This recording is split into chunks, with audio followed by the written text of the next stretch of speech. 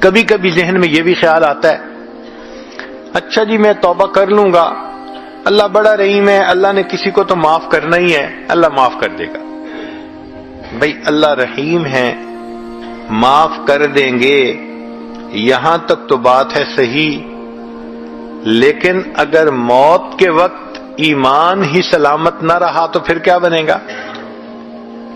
حدیث پاک میں ہے کتنے لوگ ہوتے ہیں ان کے نام ساری زندگی مسلمانوں کی فہرست میں رہتے ہیں، موت کا وقت آتا ہے ان کا نام مسلمانوں کی فہرست سے خارج کر دیا جاتا ہے۔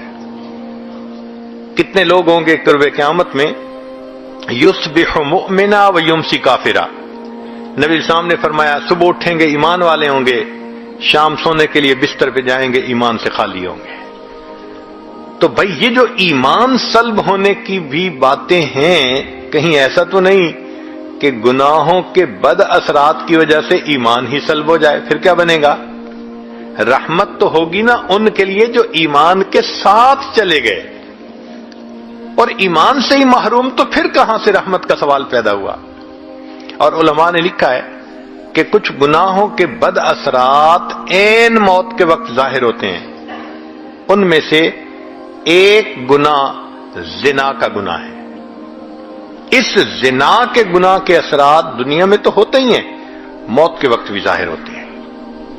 میں نے ایک مرتبہ حضرت مرشد عالم رحمۃ اللہ علیہ سے یہ بات پوچھی، حضرت میں چھوٹا بھی ہوں، کم علم بھی ہوں، ناسمجھ بھی ہوں، تو مجھے کچھ باتیں نہیں سمجھ میں آتی، آپ اگر اجازت دیں تو میں آپ سے پوچھ لیا کروں۔ حضرت بہت خوش ہوئے، فرمان لے کے پوچھا کرو۔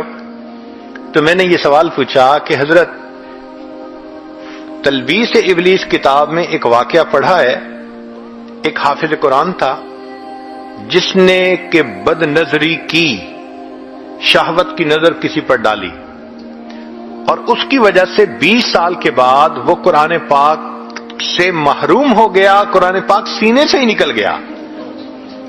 تو میں نے کہا کہ حضرت اس ایک مرتبہ کسی غیر کو دیکھنے پر اتنی بڑی محرومی کہ قرآن پاک سے محروم ہو گیا، یہ تو بہت بڑی سزا ہے۔ تو حضرت نے فرمایا اصل میں یہ اللہ کی غیرت کا معاملہ ہے۔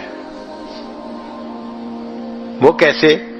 کہ اللہ تعالیٰ چاہتے ہیں میرے بندے، نعمتیں میں نے دیں، پیدا میں نے کیا، اب تیرا دل میری محبت کے لیے وقف ہونا چاہیے، یہ میرا گھر ہے۔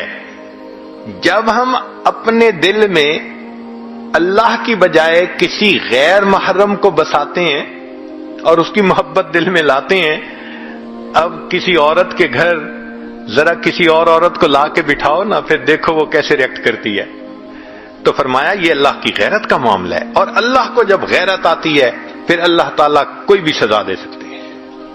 تو اگر ایک مرتبہ کی بدنظری قرآن پاک سے محرومی کا سبب بن سکتی ہے، تو یہ جو آج اس کے ساتھ افیئر ہے، کل اس کے ساتھ ہے، پرسوں اس کے ساتھ ہے، میرا ٹائم نہیں گزرتا، میں تمہیں ہر وقت یاد کرتا ہوں، میسیجز چل رہے ہیں، ملاقاتیں ہو رہی ہیں، پھر اس کا نتیجہ کیا نکلتا ہے کہ انسان موت کے وقت ایمان سے محروم ہو جاتا ہے۔